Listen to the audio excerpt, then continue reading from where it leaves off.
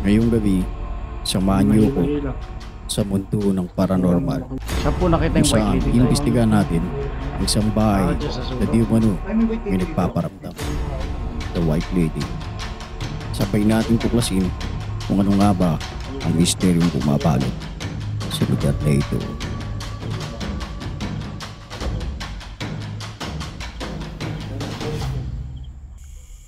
Magandang gabi and welcome to my YouTube channel. This is Joe's Files. Meron tayo papasukin na abandonadong lokasyon ngayong gabi kung saan matutunghayan nyo ang isang investigasyon patungkol sa isang paranormal.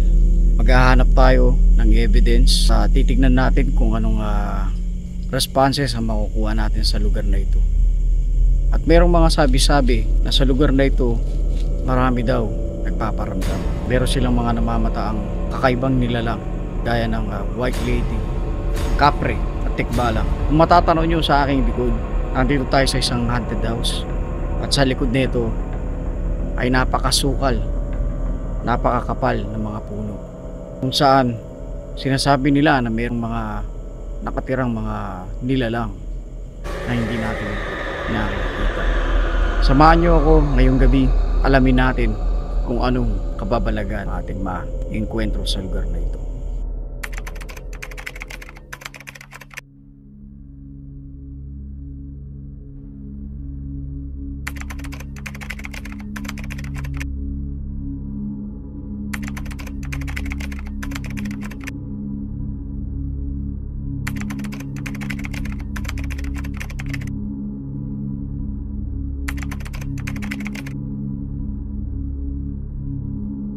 Ang mga sumusunod na kuha ay naglalaman ng mga tunay na paranormal na aktibidad na maaaring magdulot ng pagbabahala sa ilang manonood.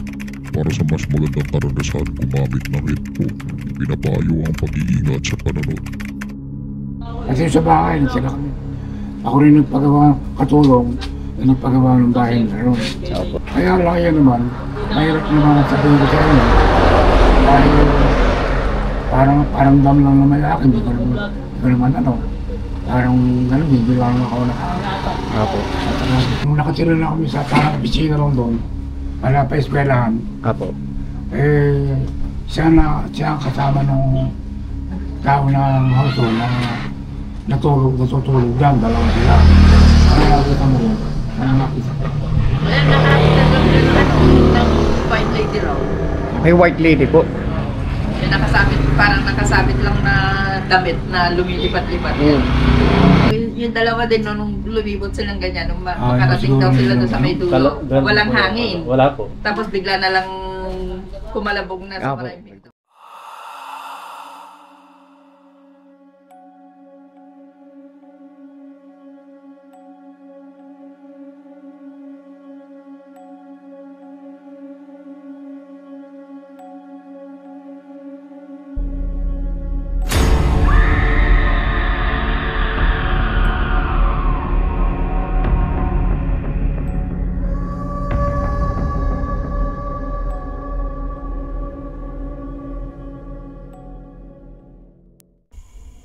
Pumasok na ako sa loob ng bahay at agad tumumbat sa akin ang napakabigat na presensya na hindi ko mapaliwanag, na para bang may nagmamasid at may nag-aabang sa akin sa loob.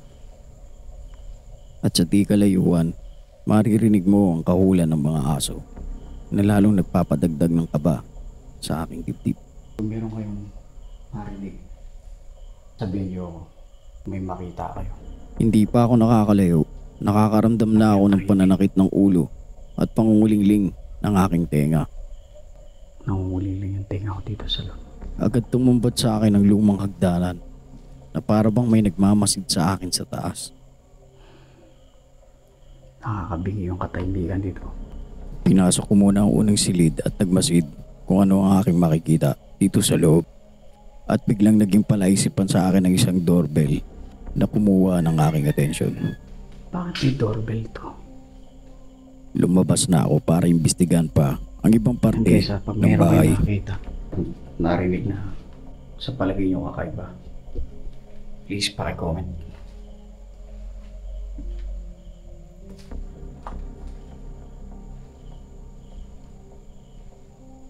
Nagdesisyon na ako na akyatin ang ikalawang palapag.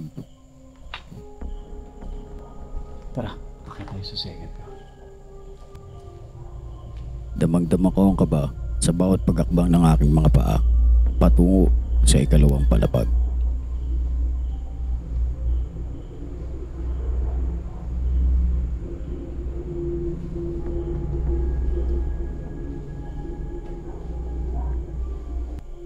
Bigla ako nakaramdam ng kilabot at napatingin agad sa unang silid. Ito yung silid na tinutukoy ng caretaker na meron daw di umano nagpapakitang white lady sa loob at sa may terrace. At ayon sa matanda, nagpakita daw sa kanya ang di umano white lady habang siya'y natutulog sa loob ng kwarto. May kwento-kwento dito na yung caretaker daw ng bahay na ito. Dito daw siya natutulog paghapon. Tapos, nagigising daw siya. Para kung may nagmamasid sa kanya. Itinutok ko ang aking flashlight sa may kisame para mailawan ang buong silid dahil may nararamdaman akong kakaiba sa mga oras na yon.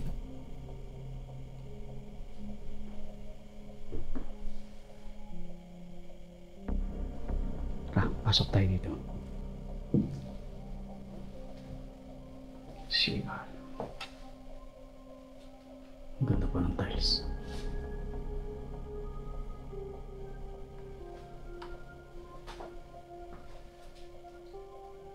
Yan, pag may nakita kayo, sabihan niyo.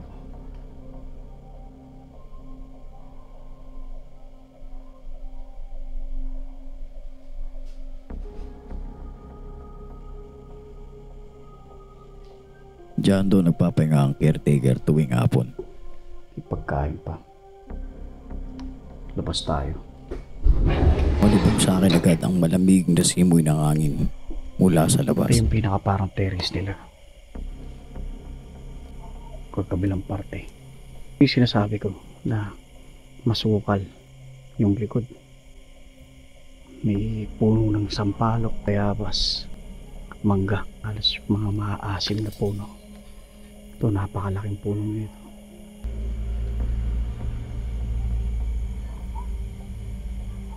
Nakakatakot. Lumabas na ako para mag-imbestiga pa sa kabilang kwarto. Umagaw sa atensyon ko ang istruktura ng hagdanan. Guys, Kaya nilapitan ko ito at tinignan.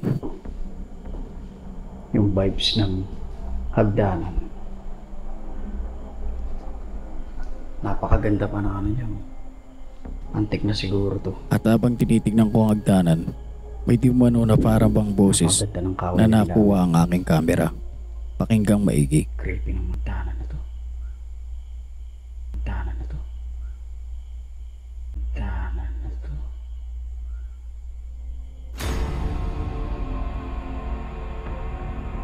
Nagdesisyon na ako na pasukin ang kabilang terrace na kung saan sinasabi nila na doon nagpapakita ang white lady. Dito naman tayo sa kabilang terrace na sinasabi nila may nagpapakita doon ng white lady. Tara, tingnan natin.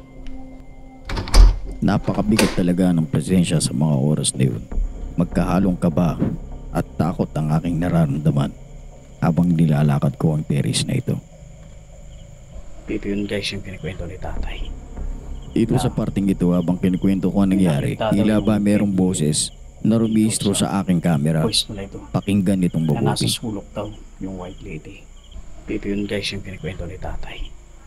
Na may nakita daw yung kaibigan niya dito sa voice nila ito. Na nasa sulok daw yung white lady. Kung mapapansin nyo, napakasukal talaga. Daming puno ng mangga, may balete pa dito.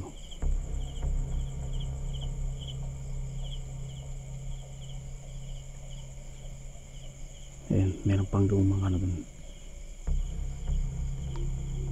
Kusina. Mamaya pupunta natin yan. Nakakatakot yung vibes niya dito guys. Mamaya samahan nyo ako, magkakantak tayo ng EMF at EVP session. Tara, baba tayo. Libutin natin sa sa baba.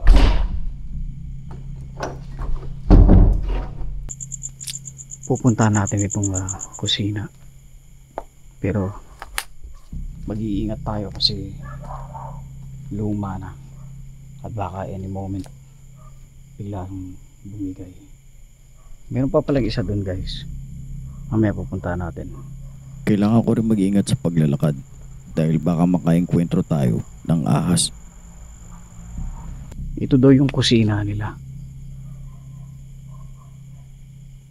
Lumang-luma na at marupok na ang istruktura ng lugar na ito. Kaya kailangan natin magdoble ingat. Sinabayan pa ng napakabigat na presensya ng lugar na ito. Rinig na rinig mo ang langit-ngit ng pundasyon sa tuwing humahampas ang hangin.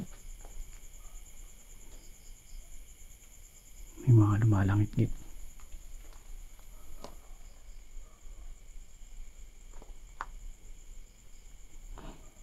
Katakot naman yan.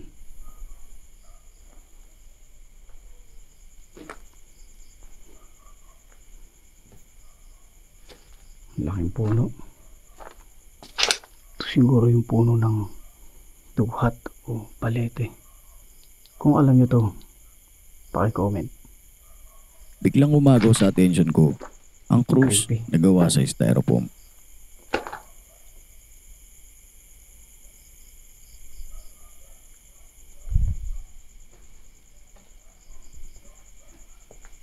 Meron pa pala dito.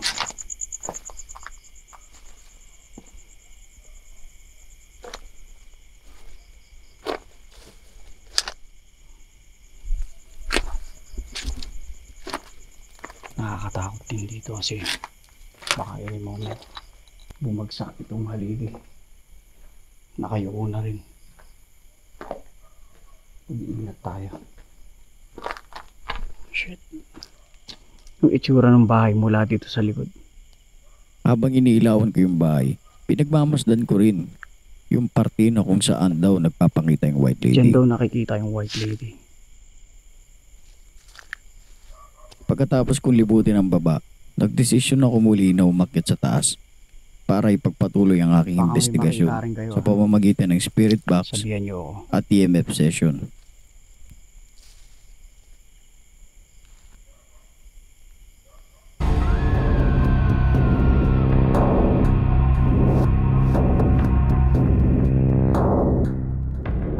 Magkakantak tayo dito ng spirit box session. Maglalatag tayo ng mga gadget natin. Samahan nyo ako solo investigation to. Tingnan natin kung merong makiki-interact sa atin. Siniset up ko na yung mga gadget na aking gagamitin. Gagamit tayo ng spirit box at trem pad sa ating investigasyon.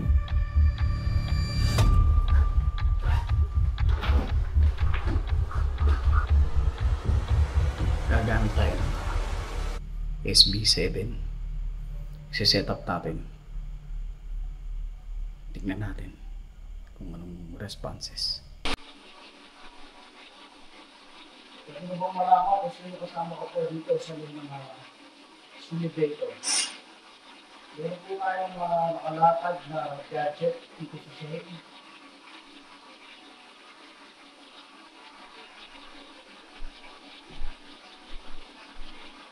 Pwede po kayo magsalita.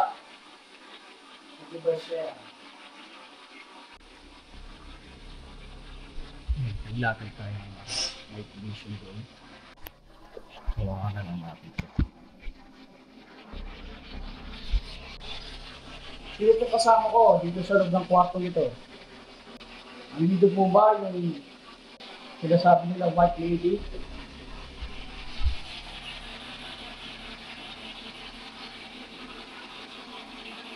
May gadget po ako na nilatag sa sahig. Pwede mong hawakan yan. Patunay na nandito ka.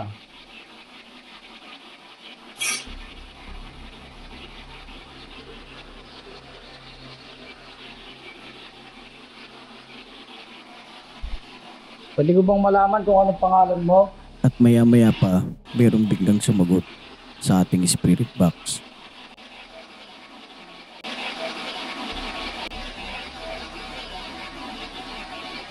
Ha? At sinundan ito ng isang EVP na hindi ko maintindihan. Pakinggan ninyong mabuti. Ang mga sumusunod na kuha ay naglalarawan ng mga tunay na paranormal na aktibidad na maaaring magdulot ng pagpapamalas sa ilang mga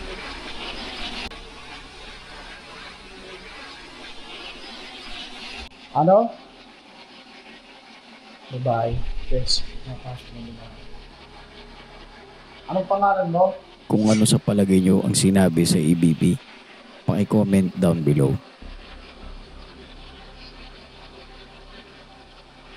Meron ka bang gustong sabihin?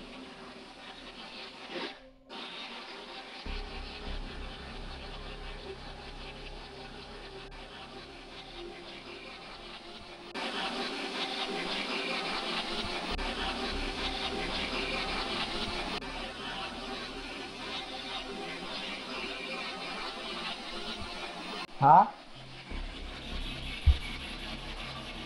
Pwede mong hawakan ito. Hawakan mo lang yung REM pad na yan. Akong tawagin.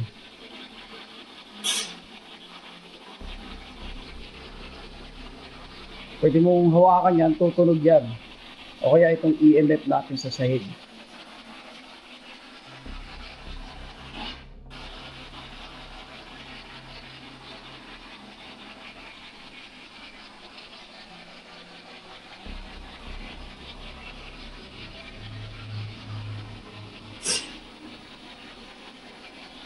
Sino po ang kasama ko dito sa loob?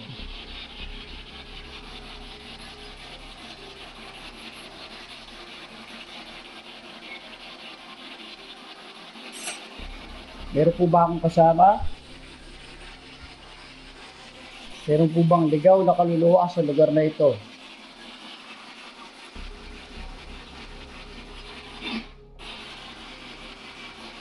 Anong pangalan mo? Pwede ka ba lumapit at hawakan yung mga gadget natin?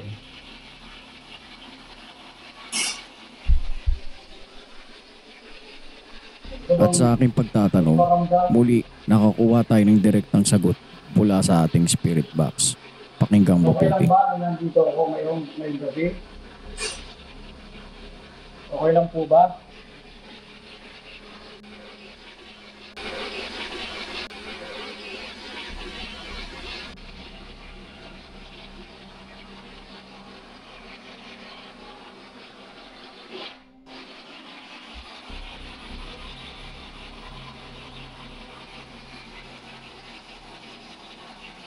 Pwede mo bang patunayan ang spirit presence mo kung nandito ka?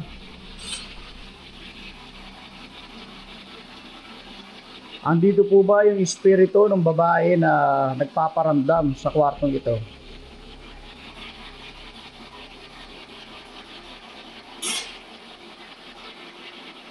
Pwede ka ba lumapit para patunayan yung spirit presence mo? Andito lamang po ako para mag-imbestiga. Wala po akong ibang masamang intensyon sa lugar na ito. Kung ako man po'y nakakabulabog sa inyo, humingi po ako ng pasensya. Gusto ko lamang po makakuha ng evidence sa lugar na ito kung mayroong mga paranormal na nagaganap. O kung talagang nag-i-exist po kayo sa kabilang dako. O kung saan man sa dako pa roon. Kaya maghihintay pa tayo hanggang mayroong mag-respond sa ating voice. Ito pong EMF, nakikita niyo po ba itong kulay green? Pwede niyo pong lapitan yan. Pag nilapitan po ninyo yan, tataas po yung ilaw.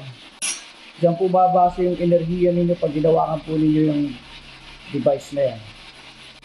Dalawa po yan na nasa sahig.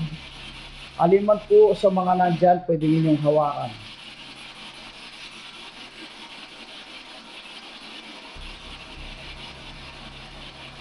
Pwede niyo po bang hawakan ito? Ito po, pwede niyo po bang hawakan? At sa ating paghihintay, merong muli tayong nakuhang sagot na animo Pwede niyo bata. po bang hawakan? Pakinggang mabuti.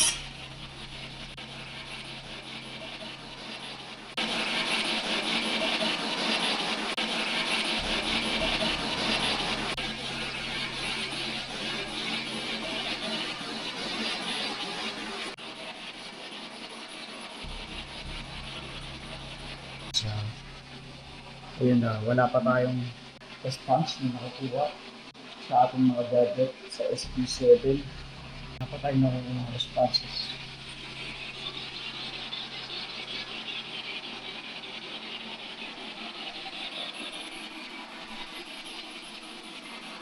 Pwede po ba ninyong hawakan yan?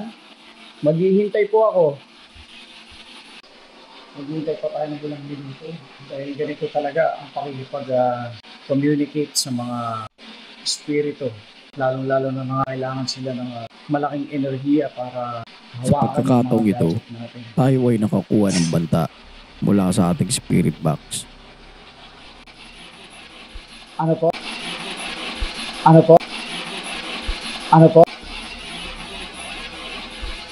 Ano po? Magandang gabi po. Pwede po ba ninyong hawakan yung mga gadget na nasa sahig?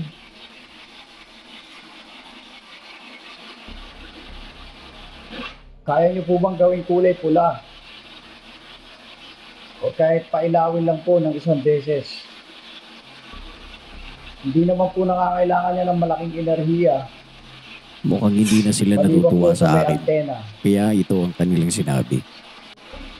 Ano? Ano? Ano? Ano po?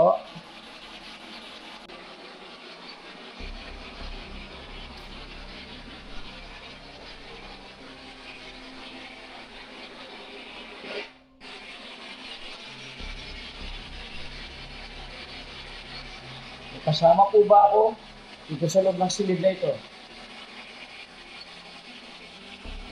Siguro mailap o possible na hindi espiritu ang nandito. Lalong-lalo na ang mga engkanto ang nakatira sa lugar na ito. Hindi talaga sila na-detect ng ating mga gadget. Nagdesisyon na ako na itigil na ang aking pag-imbestiga. At saka dahilanan na wala na tayong nakukuha response Siguro, sa ating mga gadget. puputulin ko na dito dahil wala na tayong nakukuha response. Maraming salamat po. Bababa na po ako. Pasensya na po kung ako po yung nakaabala sa inyo. Tayo ay nagbigay ng respeto, lalong-lalo na sa mga nilalang Kahit sa na hindi natin Kahit sa nakikita. SP7 natin, wala tayong nakukuha response. Bababa na ako. Tatapusin na natin itong video, guys. And maraming salamat po sa lahat po ng mga nanood, sumuporta sa ating YouTube channel. Maraming salamat po. Abangan nyo po yung mga susunod pa nating creepy content. Muli, sa mga hindi pa po nakasubscribe, please subscribe to my YouTube channel. And bababa na po ako. And maraming salamat.